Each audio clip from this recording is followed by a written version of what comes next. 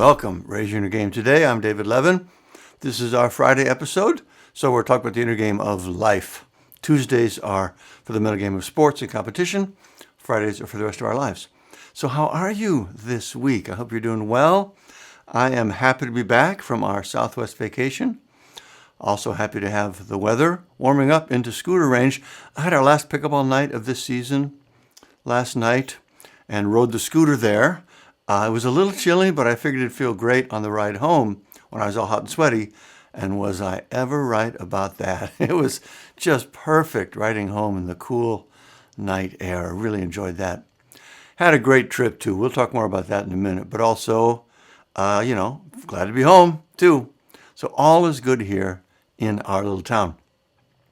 It was a little weird to be watching the news all last week and not be able to talk about it on the pod. I kind of in that rhythm. Things come up. I make note of them. I plan to talk about it on that weekend. Missed all that. But anyway, trying to figure out how to squeeze it all in this week, but I'm sure we'll be fine. And of course, plenty to talk about. As always, the Abrego Garcia case and the continued deportation conflicts, the constitutional crisis we appear to be in now, Trump's incredible crypto corruption, a new RFK Jr. takedown from Malcolm Gladwell, Pete Hegseth's new troubles, a simple framework for mastering your mental game, and some new recommendations. All right, we'll start with ups and downs. So what things gave me a lift this week and what things are pulling me down? The first up is definitely our trip to the Southwest this past week. We packed a lot in. It was pretty exhausting, but also really great. We went to visit some family who had rented a place in Kanab, Utah for, I think, 5 or 6 weeks. We flew into Vegas, drove 3 hours to their place, and then spent the next 3 days hiking in the area. We love that area anyway. You probably remember that we lived in Zuni, New Mexico for 3 years back around the turn of the century. The same basic landscape on this trip. High desert, red bluffs all around you, beautiful, clear, dry air. We really do love that climate. And it's funny, but you never stop being impressed with her. At least I don't. I remember we lived there for 3 years. Every morning I would step outside and just have to comment on it. I mean, my God, it's so beautiful. I never stopped being struck by it. And it was the same on this trip. And the hikes, the stunning views, just incredible. You're taking pictures all the time, but it never quite captures it. You kind of have to be there. Anyway, 2 hikes stood out. The first was Antelope Canyon. It's a slot canyon, so up at the ground level, you almost don't see it. Like literally, it's just a little crack in the surface. You'd hardly even notice, like maybe a foot or 2 wide at the surface. But as you go down, it opens up to like 5 to 8 feet wide and maybe like 60 feet deep. I think it was created by flash floods over millions of years, but the walls are just unbelievable. It's like someone took a huge pastry knife, like you'd use to frost a cake, and created these beautiful, detailed, swirling patterns, and then it all just turned to stone. You just cannot believe what you're seeing. I'll put a link to the site with good pictures of it. And you may have seen these before. They're totally surreal. The second hike was in Zion National Park, which is also just stunning on its own. Just drive it in. Again, you just can't believe what you're seeing. But this hike is incredible. It's called the Scout Lookout Hike. It's pretty hard. They label it as a strenuous hike and say people shouldn't do it if they're afraid of heights, which I very much am. I did have some tense moments up there on this hike, but I still recommend it for sure. It's about 2 miles each way, 4 miles total, 1,000 feet of elevation, which is a lot. That's like a 100-story building, if you could imagine climbing up and down the stairs of that. It was really steep in places, and you especially feel that coming back down, in your legs, the knees, the quads, oof. But again, it's just so beautiful. It's just a great experience. We had perfect weather, just a great, great thing to do. So that was lovely. One funny thing, sort of funny, tense. Heading there, we were about half hour out of the city, Minneapolis, heading for the airport, when Margaret realized she didn't have her ID with her, left it at home. Oh my God. I said, we're not making this trip. She said, well, I'm not. So we spent the next 30 minutes freaking out, trying to figure out our options. Does she come a day later? How do we handle that? Does she not come at all? What a bummer that would be. But it turns out you can fly without ID. We found that out on a quick Google search. They specifically said there are some ways we can work around this. So we kept going, went there to see what we could, figure out. And of course, as it happens a lot, as you can imagine, people forget their ID. So the TSA just pulls you aside at the security area, checks out your story, your other cards, etc. You fill out a form, and on you go. Actually, in this case, the guy Margaret dealt with was a bit of a jerk. He said, "Oh, you're not going to make it. It takes hours to get this approved." But a couple minutes later, he let her go, and on we went. Oof, we really thought we were screwed there. But it worked out. Huge relief, as you can imagine. And then we got someone here to FedEx her ID to us in Utah, so the return flight would be straightforward. But that was interesting. Another one from the trip, another good thing from the trip. We visited a place called Best Friends Animal Society. It's this huge animal rescue facility, like 5,000 acres. Super impressive complex right near Kanab where we were staying. We visited the horse area, but they also rescue cats and dogs and birds and bunnies. It was just amazing to see the level of care and success of this organization. We heard a talk from the head trainer in the horse area. That was super impressive. Took a tour. One little horse fact I didn't know, Mustangs, that particular kind of horse, right? The iconic Mustang, is a very specific kind of horse. It was born and raised in the wild as opposed to born in captivity and released into the wild. They're also born on government land. Mustangs, it's almost like a brand. They're owned by the federal government. And no other horse who doesn't have those qualifications, born in the wild on federal land, can be identified as a Mustang. Just an interesting little factoid there. But anyway, our visit there was another highlight for sure. The family we were visiting had volunteered for a day in the horse area, scooping poop, hanging out with the horses. They loved that. They had a great all-you-can-eat vegan buffet available for lunch that was really quite tasty, and only $5 a person. That was wild. Ate out on the deck like at a ski resort, but in the summer. It's an amazing view. Just another great experience. Highly recommend that, too, if you're ever out there. I'll put a link in the notes, too, for that. You might want to just support the organization. The only part of the trip that was not great was on our last day. We thought we would head back to Las Vegas a little early to get a look at the Strip, see the Sphere, just do a little touristing there. And that was basically miserable. It literally took us an hour to find parking and get out onto the Strip. The whole vibe was just so loud and bass and hyper-stimulating and really pretty gross. Walking through the casinos to get to the Strip, where they literally try to hide from you how to get out. They want to keep you in there as long as possible. The sounds, the flashing lights from the slot machines, the smoke. Apparently you're allowed to smoke indoors at casinos because, of course, it's more addictive, more sensory stimulation. We finally get out on the Strip. There is literally no area on any sidewalk or open plaza where there isn't some music playing. Again, more stimulation, more addictive triggers. We walked by, right on the sidewalk, a group of super hot and scantily clad men and women from Chippendales, if you know that brand, interacting with people, walking by, trying to lure them into their show. The whole thing was just one massive machine, pushing every base trigger point people have, specifically designed and built to take advantage of their weaknesses, to separate them from their money. It was really amazing to see.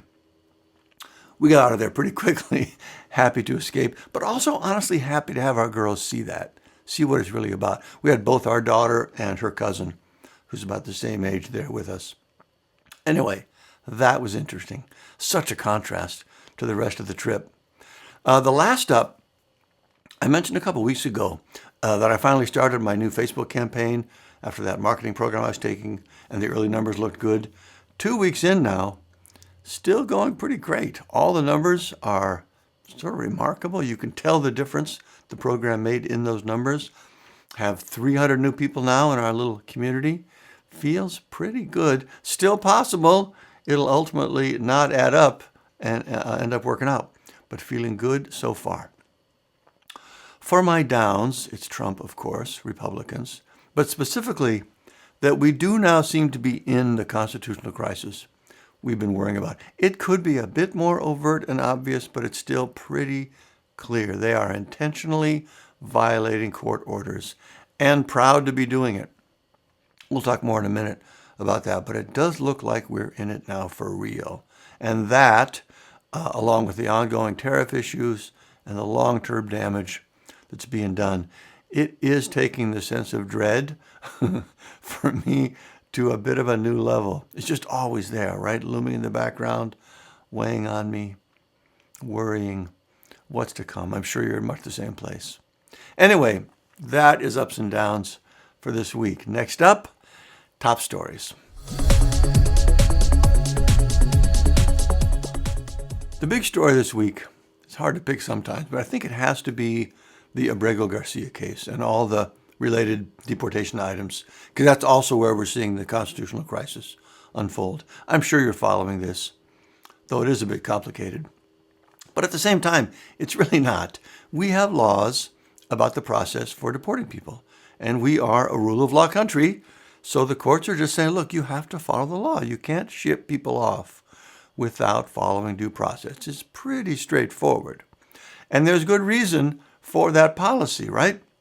Without due process, they can literally deport anyone. They make a claim, you're a terrorist, which is ridiculous, by the way. Gang members are not terrorists. Words matter. Gangs are not countries. But never mind, they make the claim. Without due process, there's no chance to prove it's not true. You can't bring in your birth certificate to prove you're a citizen. You can't bring in witnesses. You can't challenge evidence. You can't do anything. They just say what they want, do what they want, make whatever mistakes they make, and there's literally no way to stop it. That is not a country any of us want to live in, but that's what they're doing right now. They're disappearing people with no due process, just like it happens in authoritarian states. It really is about that simple. And don't get caught up in the word deportation. That doesn't sound all that bad, right? Someone gets sent back to their home country and they're free to live there. That's not what's happening here. These people are being sent to a third country. They have no relation there. I mean, nothing there. They're locked away in a prison that literally brags that the only way anyone gets out of that prison is in a coffin. For real. That's not deportation. That's being disappeared to a concentration camp. And again, it's happening right now. This guy, Abrego Garcia, again, I'm sure you've been following this. He's in El Salvador. The administration admits it was a mistake, but then says they can't bring him back. That's a joke. They're trying to be so cute and clever with this guy's life. A senator from Maryland, Chris Van Hollen, went there to see him. Remember, no one had been allowed to see him yet. No family, no lawyer, no Red Cross. It wasn't even for sure that he was alive. So anyway, the senator met with him, heard how he was doing, still couldn't bring him back. Seemed like maybe he could have put up a bigger fight about that. I don't know. But anyway, he does all that, trying to do the right thing. But administration officials mocked the whole thing. They said he's never coming back. Even if he does, he's going right back again. It's their mistake, but they refuse to fix it and are celebrating that refusal. I don't understand it. They started calling him an MS-13 gang member and a terrorist with no evidence for any of it. If you have evidence, bring it into a court. They got nothing. It's just cruel and brutal and inhuman and blatantly illegal. And it's happening right now. This administration simply doesn't care about the law. They take an oath to faithfully execute the laws, but they don't mean it. They really, truly don't. And they demonstrate that over and over again. We have a rogue president and administration. And then when judges say, hang on, you can't do that, they attack the judges and the courts, even the Supreme Court now. People on the crazy right are now calling for Trump to ignore and even replace the Supreme Court if they try to stop these deportation campaigns. How dare these activist judges thwart the president's agenda, these unelected liberal judges. They're not liberal judges, first of all, and they're not thwarting his agenda. They're upholding the law, which is their job, and what they're sworn to do. The newest item, just today I read, there was a court order to not deport any more people, but they snuck around that by handing the people off to the Department of Defense for them to deport because they weren't directly named in the order. It's not credible, it's not legal, it's in bad faith. They're just defying the courts and pushing us right to the brink. And as I said before, I don't really think they're just doing this because they believe so strongly in getting these people out, though they might. I really think it's more that they want this kind of power in general to deal with all kinds of criticism and protest. And they're seeking it here because it's an easier target. But if they get this power in this area, they have it everywhere. And I think that's what they're really going for, which is why we have to push back and stop it now before it's too late. By the way, there was a great podcast episode I heard this past week from Ezra Klein called The Emergency is Here, making much the same points. Very well done. Not necessarily uplifting, you can imagine, but still helpful. I thought it was great. I recommend you give that a listen. There's a link in the notes. But that's the immigration news this week, and it's pretty stark. But there are plenty of other concerns, too. The top one there, I think in part because it sneaks under the radar with all the other drama, but it's the corruption. A couple things this week really stood out. The biggest one, Trump, right out in the open, announces basically a contest. The top 220 people who buy the most of his crypto coin get a private dinner with him. Give me money, get direct access to me. And certainly there's a long history of top donors getting access to the president, but that money doesn't go into the president's pocket. It goes to their campaign or to their library. It's still not great, but this is next level, completely unprecedented. This money, a good bit of it, goes right into his pocket. Plus, he announces the contest. People start buying the coin. The price goes up. His holdings go up. I think he has a majority share in the coin itself. It's pure market manipulation, pure illegal corruption, truly mind-boggling, the worst by far of any president in history. Trump also, last week, directed the IRS to look into canceling Harvard's tax-exempt status. So, using what's supposed to be, the independent IRS as a political weapon. Richard Nixon, one of the articles of impeachment against him, they never came about, he resigned, but they prepared these articles. One of them was using the IRS against a political opponent. Again, it's a clear violation of the law. So that's one of the big themes of this administration, corruption, along with the chaos and the cruelty, and they don't even try to hide it. I guess the fourth theme of the administration is incompetence. And his tariffs are exhibit A for that. On again, off again, up, down. Literally no one knows from 1 hour to the next what they even are. Shipping containers from China to the U.S. are down 60% this month. Tourism, investment, all massively down. And that stuff doesn't snap right back. I was talking with a friend of mine from the UK this week. We met at a conference in California like 12 years ago. He loves the U.S., but he said, I would never go there now. Not worth the risk. Wouldn't let his kids come here for a visit. There were those two German girls. Did you hear this? Teenagers on vacation in Hawaii, just having a nice vacation in Hawaii, right? Taking things one day at a time, so they hadn't booked all their hotels yet. They were just kind of seeing how things go. They got detained, held for 10 days. Imagine what that was like. And then deported back to Germany because they hadn't booked their rooms for the whole trip. Somehow that was suspicious. Who in their right mind would let their kids come here now or come themselves? And this brings up another whole point for me about trust. Ever since World War II, the world has enjoyed a period that worked pretty well based on some basic assumptions about our country, about how stable and reliable and trustworthy our system is. But now we've seen that that's simply not true. There are real flaws in our system that bad faith actors can take advantage of. I remember hearing after Biden beat Trump and he was meeting with European leaders, he was saying, don't worry, we're back. America is back. And they said, yeah, but for how long? And they were right. Our system can no longer be trusted to keep what's happening from happening again.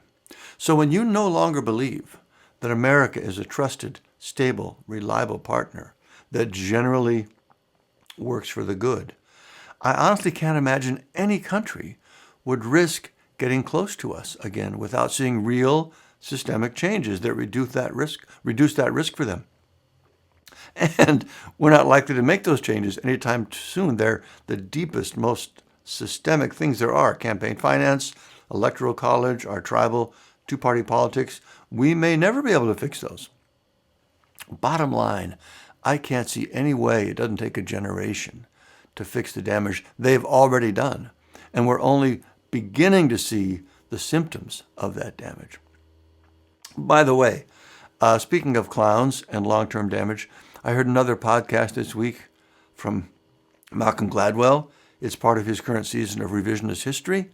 He does a takedown of RFK Jr., and it is just devastating. This guy, RFK Jr., is just the worst kind of bad faith bomb thrower. You really have to listen to this episode. He presents things that sound like science and evidence and fact, but they're completely out of context, and the actual context shows the opposite of what he's saying. It's just straight up lies all the way down. And worse than that, I honestly couldn't even believe this when I heard it, but at the root of all, the reason he says all this stuff is he doesn't believe in the germ theory of disease. He doesn't believe the germ theory. That's like not believing in evolution or gravity or that the earth is round. It's that fundamental to our basic understanding of the world and biology and to our success in curing all kinds of diseases. I mean, I knew he seemed crazy, but this is genuinely crazy, not believing in the germ theory. And he is in charge of our national health policy. Just imagine the harm that'll ultimately come from that.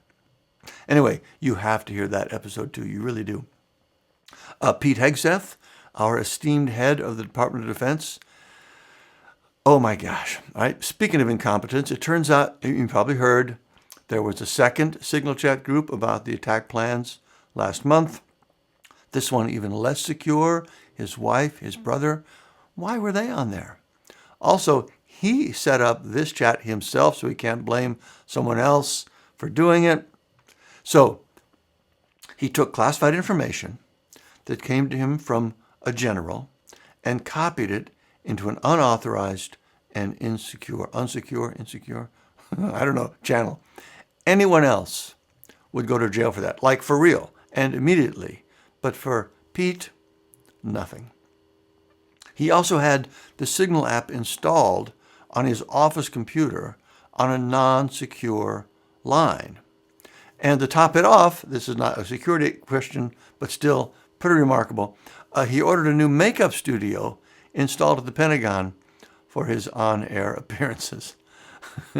Is he in trouble for any of that? Apparently not. Trump loves him, so end of story. How can anyone take us seriously at this point? Trump opened up a national marine monument between the U.S. and Hawaii in that area there to commercial fishing. It was created by George W. Bush, expanded by Obama. It's filled with fragile coral reefs, endangered species. Trump opened it up to commercial fishing. We don't have enough places to fish already. We need this one too. I'll tell you what, those beautiful national parks we were in last week, I could not help but think that whole place, that whole system is in real danger with these clowns and these cuts. Dedicated people, real experts working for not much money to preserve these sites and make them available to the public. Just truly a beautiful thing and a real asset to our country. Trump could not care less about things like that. That's heartbreaking to think about. He gutted AmeriCorps, the program that sends young people out into the community all around the country to do service work. Who does that help? This was really strange and dumb. I really don't get this one. He denied federal disaster relief to Arkansas to help with their recent tornado damage. Arkansas, the reddest of the red states. They looked at the damage and said, no, you can pay for this recovery yourself. That's shocking. I mean, his poll numbers are dropping fast on every front. This cannot help him politically, let alone just the morality, the ethics of leaving these people on their own, right? I remember Biden opened up federal money to Arkansas after like 2 days, the last time they got hit.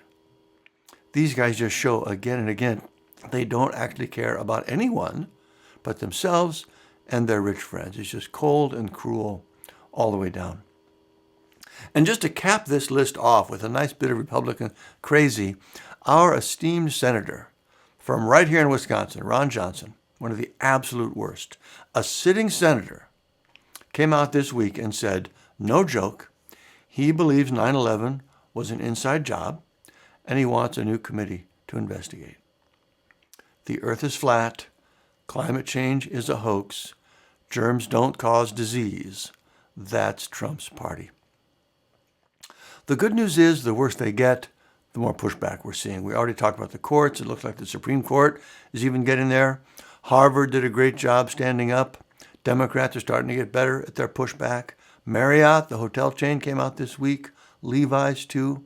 Ryan Holiday, the author, that's an interesting case. Ryan is the guy who popularized Stoic philosophy. You probably heard about it. He's a big, influential author. Fun fact, he helped me with my book. Raise Your Inner Game, gave me some very helpful feedback early on. I even thank him for that in the credits. Anyway, he was scheduled to speak at Annapolis, the Naval Academy, and he was planning to address the fact that they had been removing books from their library, part of these stupid actions from Trump. So they demanded he remove that part of the talk. He said no. 20 minutes before he was scheduled to go on, they canceled the talk.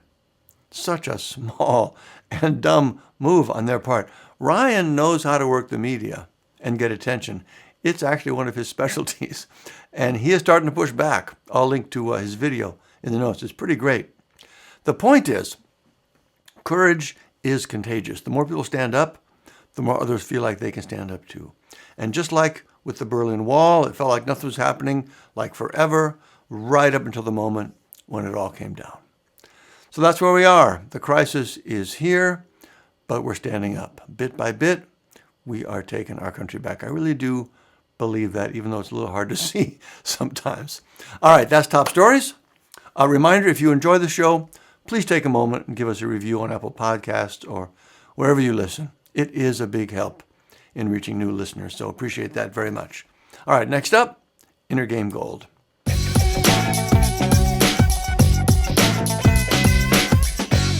Last time, we talked about the idea that you can't want one part of someone's life without wanting all their life. I felt some of that again in Las Vegas. There's a lot of glitz and glamour there, but it also feels pretty shallow and callous, and you'd like to have to feel and even think that way to live like that, so no thank you for that. It's always a helpful idea. This week, I want to revisit an idea from the Raise Your Inner Game book. Be the CEO of your inner company. So this is a simple way to picture what it means to raise your inner game in the moment, to have the self-control and the self-regulation we need to feel good about ourselves. So our lower levels, I call them, our body, our emotions, our thinking, mind, our big brain. They're like departments in our company. Each has its own VP in charge of that department. We respect and appreciate them. We'd be nowhere without them. Our bodies and emotions and brains, obviously. The only thing is, we don't want to let them be in charge. When our impulses, which is our body, our emotions, and our thoughts are in charge, that's when we turn into the person we don't want to be. So that's the general idea. The goal is to listen to the inputs from our lower levels, but ultimately we decide what we think and say and do in any given moment. That's being the CEO of your inner company. So I'm thinking about this because of my Tuesday pod this week on Rory McIlroy, the great golfer, and his big win at the Masters last week. It's a great story. He went like 11 years without winning a major. This was the last piece in achieving the lifetime Grand Slam, and it almost got away from him. He was winning coming into the last hole, but missed the putt, had to go to a playoff. but he kept his cool, made 3 great shots in a row, and won it. It really was a beautiful story for him. But for us, it reminds us of the 2 pillars of the mental game. One is this idea, in the moment, you need to control your thoughts and emotions. Just imagine what he was thinking and feeling when he missed that putt. And as he was getting ready for the playoff, staring into another last-minute loss at the one prize he still most wanted, was able to set all that aside, focus on what needed to be done, and make it happen. You can't do that without being the CEO of your inner game. But the second piece is that ability doesn't happen on its own. You have to go after it and work on it intentionally, just like with any other skill. Rory spent years working on his mental game and working on it a lot, even right up to the moment he was talking to his sports psychologist every day during this Masters tournament. Most of us can't do that, of course, but there's a lot we can do, and we have to if we want to make a change. That, of course, is why I wrote the Raise Your Inner Game book, to give people a simple step-by-step guide to doing that, along with our Sports Academy trainings for athletes. You can check those out at raiseyourinnergame.com if you're interested. But that's Inner Game Gold for this week. Be the CEO of your inner company. That's the goal. That skill will transform your life in every area, but it's not going to happen on its own. You have to go after it and do the work. Doesn't have to be a lot of work. Our students and readers see results sometimes just a few days, like for real. And it's probably the best return on anything you could do for yourself. But it does have to be some intentional work. All right, next up, raise your outer game. Not much to say this week. I just wanted to say again, I guess, give an update on my experience with creatine. Still working great is the conclusion. The big hike I mentioned during our trip, 4 miles round trip, 1,000 feet up and down, coming down, my legs were burning and shaking at times. Next day, nothing. Totally fine. I really thought I would be sore from that, but it was fine. Pickleball this week, after 2 weeks off. It doesn't sound like much, but at my age, that usually is enough time to feel like kind of have to start over again, getting back into shape. Played super hard, 90 minutes. The next day, hardly felt anything. So that's all. Just a reminder, if you're thinking about checking out creatine, just for general muscle strength and recovery, still seems to be making a very nice difference for me. Highly recommended. I'll link to the version I use in the notes. All right, next up, our challenge of the week.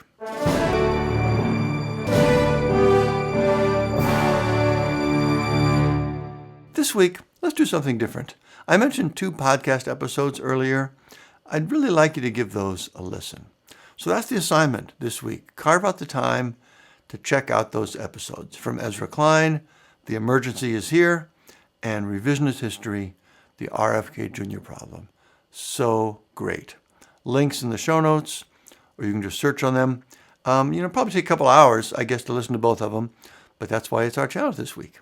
All right, next up, highly recommended. I finished the spy book, A Spy Alone, by Charles Beaumont. That's pretty good. I recommend that. It was interesting, satisfying. Started a new one, The Berlin Exchange, by Joseph Kanon. This one's very interesting. It's set in the 60s in East Berlin. I always enjoy period pieces. The Berlin Wall was just a couple years old, so it's a fascinating time and a look into the culture there. Anyway, so far so good on that one. Started a new show on Apple TV, Your Friends and Neighbors, with John Hamm. Sort of a dark comedy. I'm not even sure if it is a comedy, although I do find it kind of funny. So he's a rich Wall Street guy, loses his job, his marriage. He starts stealing things from his neighbors to get by. It's pretty good satire of that world. I'm just a couple episodes in there, but it's very well done. I think I can recommend that, at least so far. Still Loving the Studio, also on Apple TV. It's not for everyone, I suppose. I just think it's super funny and well done, skewering Hollywood. A recent episode had Ron Howard, the director. I mean, you know Ron Howard, right? He's famously the nicest guy in Hollywood. But in this show, he was actually being a pretty big asshole, which is funny all by itself, I think. Anyway, highly recommend that if it sounds interesting. All right, that is highly recommended and our show for this week. Make sure to check out those pods if you can. Also, the Raise Your Inner Game book if you want to get to work on your mental game. No time like the present. Otherwise, have a great week. Let me know any questions. Keep up the good work. I'll see you next time.